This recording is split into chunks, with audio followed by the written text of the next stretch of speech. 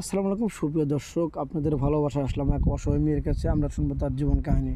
আসসালামু আলাইকুম। ওয়ালাইকুম আসসালাম। হ্যাঁ আপু, তোমার নামটা জানো কি? রিনি। রিনি। তা তোমার ফ্যামিলি থেকে কে আছে আরেকবার বলো প্লিজ। বাবা, মা, ছোট ভাই আর বৃদ্ধ দাদা। আচ্ছা, যাই হোক, তোমার আব্বু এখন কি করছেন? আমার বাবা অসুস্থ।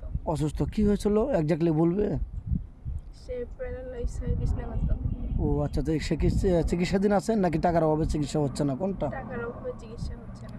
এখন তুমি দর্শক বন্ধুদের কাছে কী চাচ্ছ? আর্থিক সহযোগিতা বা বিয়ের সাথে কোনটা? কেউ যদি তোমাকে ভালোবেসে 10-20 হাজার টাকা অনুদান দেয়, তুমি কি নেবে? এটা গ্রহণ করবে? নেবে না? তো যাই হোক, তোমার আব্বুর কতদিন ধরে এই সমস্যা হয়েছে? প্রায় 2 বছর। 2 বছর? তাহলে তো অনেক কষ্টের দিন যাচ্ছে না? 3 বেলা কি তোমরা ভাত খেতে পাচ্ছো? না। তাহলে তো অনেক কষ্ট করে তুমি জীবনযাপন তোমার শুরু হয়েছে। যাই হোক, এখন তুমি চাচ্ছ একটু বিয়ের সাথে বসবে না? হ্যাঁ। তোমার কি জীবনে এরকম ঘটনা হয়েছে, তোমার বাড়িতে দেখতে আসছিল, বিয়ে হবে হবে করে ভেঙে গেছে, এরকম হয়েছে? হ্যাঁ। কি হয়েছে একটু বলবা প্লিজ, দর্শক বন্ধু শুনতে চায়। যৌতুক মানে বেশি চাই, 3-4 লাখ টাকা এভাবে। মানে ঘর বিয়ে- আসছিল। ও 3 বেলা ভাতই খেতে পারি না আমরা। কিভাবে অতগুলো টাকা দিতে পারবো? ও বুঝতে পারছি, মানে তুমি বলতে চাচ্ছ যে তোমাকে দেখতে আসছিল, 3 লক্ষ 4 লক্ষ টাকা যৌতুক চাই, ওরকম টাকা তো তোমাদের নেই। হুম। 3 বেলা ভাত খেতেই পারো না, তাহলে 3 লাখ টাকা কোথা থেকে দেবে? এই জন্য বিয়ে হয় না। তাহলে খুবই কষ্টদায়ক। যাই হোক, এরকমটা যেন কারো জীবনে না ঘটে, এটা দোয়া করি। গরিব মানুষ। আর বাংলাদেশের যৌতুকটা নেওয়াই হারাম, কারণ মুসলমানের যৌতুকটা নেনা দেনা ঠিক না।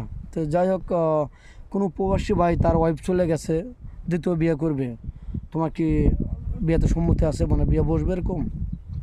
হ্যাঁ। আচ্ছা, তোমার এই বাংলাদেশের 64 জেলা কোন জেলাটা তোমার বেশি ভালো লাগে?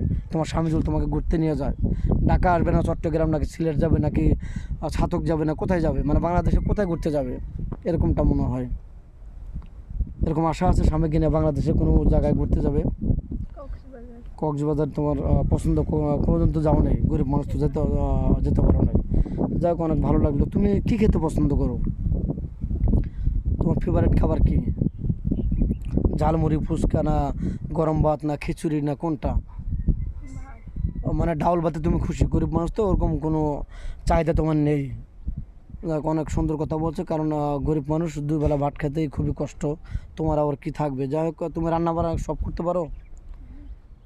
নামাজ কালাম তো পড়ো, তুমি তো মুসলমান। যাক, নামাজ কালাম পড়তে হবে। দর্শক বন্ধু, একেবারে বাধা চাচ্ছি না, মেয়েটা অসহায় গরিব, কথা বলতেই খুবই লজ্জাবোধ করে। মেয়েটার বয়স 22 বছর, 8 পাস, আমি বলে দিলাম।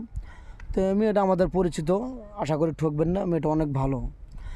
তো ভিডিওটা শেষ করতে চাচ্ছি। আমাদের নাম্বার দেওয়া থাকবে স্ক্রিনে, কেউ ভিডিও কল দেবেন না, অডিও কল দেবেন। ভিডিও কল দিলে ব্লক করতে বাধ্য হবো। ভালো থাকবেন, সুস্থ থাকবেন, এই কামনা করছি। আল্লাহ হাফেজ।